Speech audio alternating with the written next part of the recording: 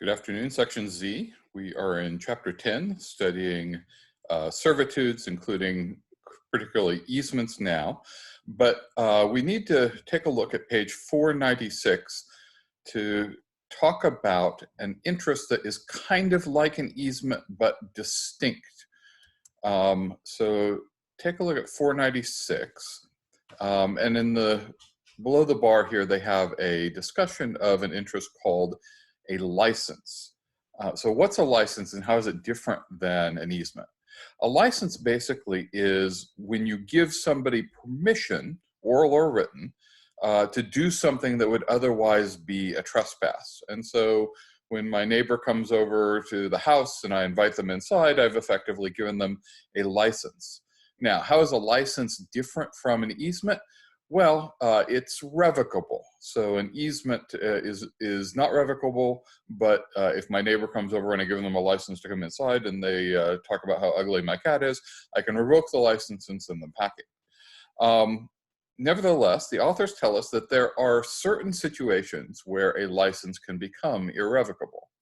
And so the first one is if the license is coupled with some interest in the property, like a profit, like the right to come in and take timber or other materials from a person's property, then the license to come take those materials can become irrevocable on that ground.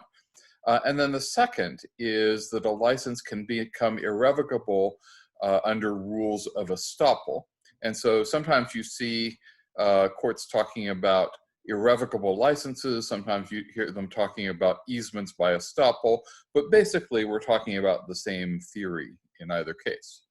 So the case that the authors give us from the Ohio Court of Appeals is Kinzel versus Myers.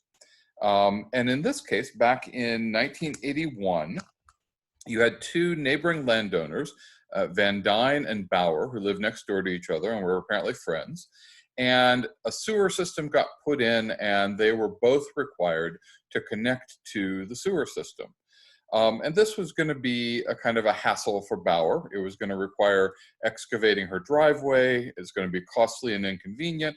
And so she made an agreement with Van Dyne next door that what she would do is she would, instead of going all the way down to the street, to the sewer system, she would just run a pipe over to the Van Dyne's property and would hook into the pipe that they were putting in and the trench that would run the sewage from both houses down to the sewer system, and would be able to deal with the problem at less cost and hassle.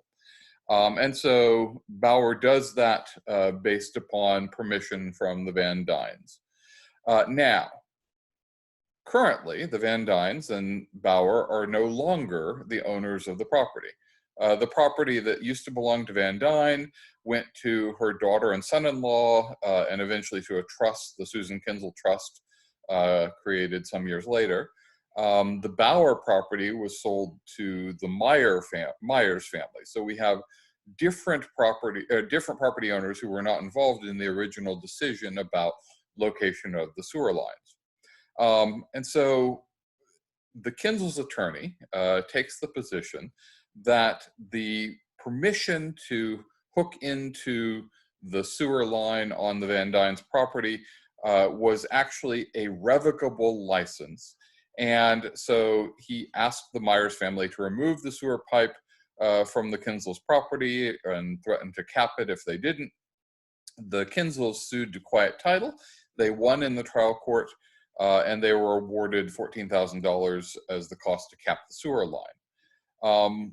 One thing the case doesn't really address that you kind of puzzle about, how did we get into this dispute between next door neighbors over an underground pipe?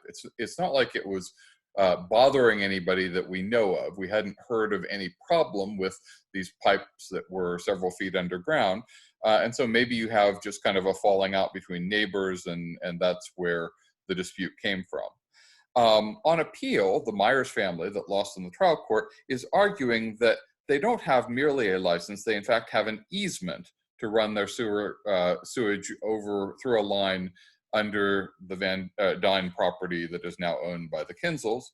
The trial court said, well, nope, you don't meet the requirements for an easement. There's no evidence of misrepresentation and no evidence that you were prejudiced in any way, and so no easement. It gets up on appeal, and the appellate court thinks that, well, first of all, you don't have to mislead or misrepresent anything to have an easement established by Estoppel.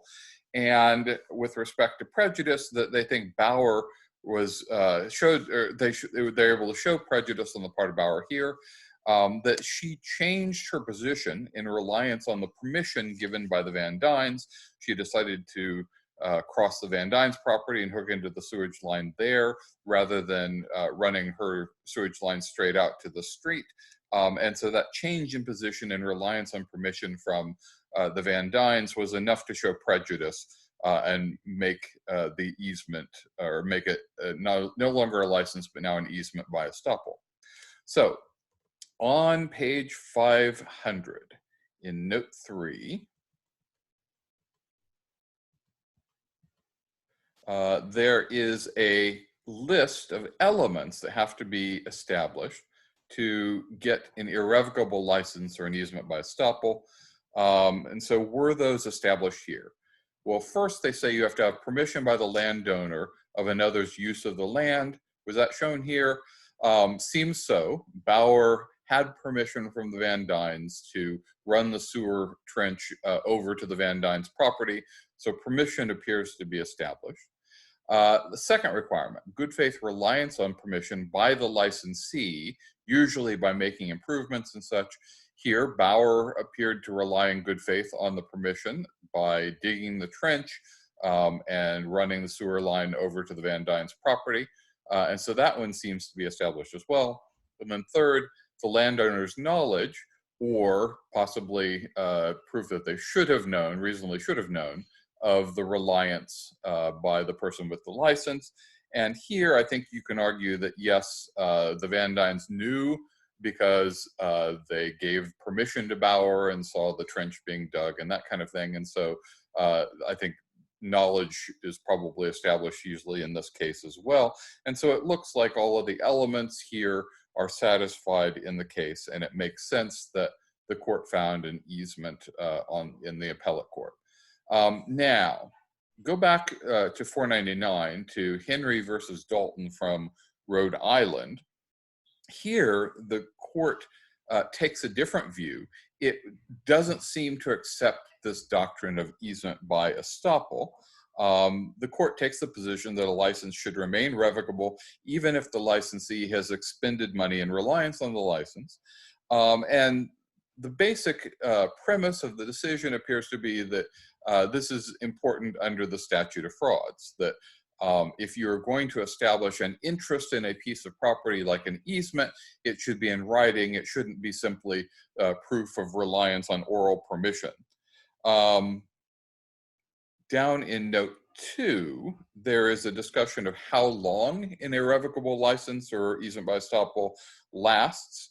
And this is something where the law has been evolving over time. So in the first restatement, basically the position taken there was that you should continue the easement for as long as reasonably necessary to realize upon the expenditures that were made in reliance upon the license.